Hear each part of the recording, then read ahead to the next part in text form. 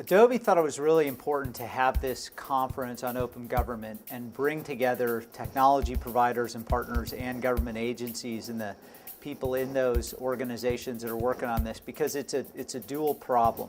It's a problem of really understanding what technology is available, but also to understand, for the technology providers to understand what's the context in which government operates. And by bringing those two perspectives together, we thought we could really encourage a pretty vigorous debate on a topic that has the opportunity to really deliver substantial benefits to government agencies going forward.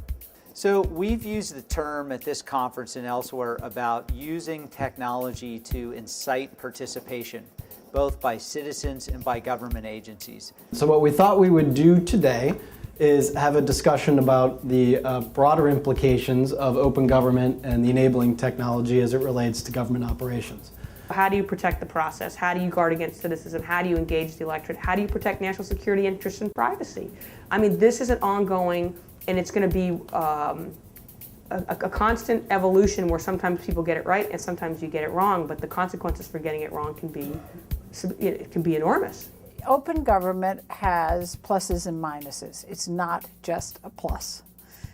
And one of the big minuses is that it does make it harder to get things done.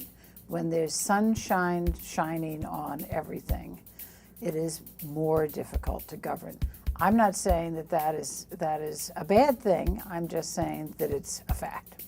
One of the challenges we faced is getting people to understand the robust nature of the dialogue that our democracy affords. I end up with wanting to have more than less of this sort of transparency and openness and communications.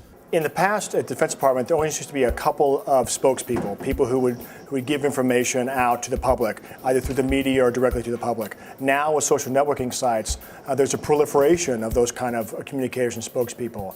And their ability to be non-official, non-cleared messaging actually lends credibility to, I believe, the Defense Department. And not only should that not be stopped, it should be encouraged. It's the democratization of information. And the flip side of that is the erosion of authority. On the one hand, you have transparency and credibility, as Price was describing, and the other side of that is the loss of control.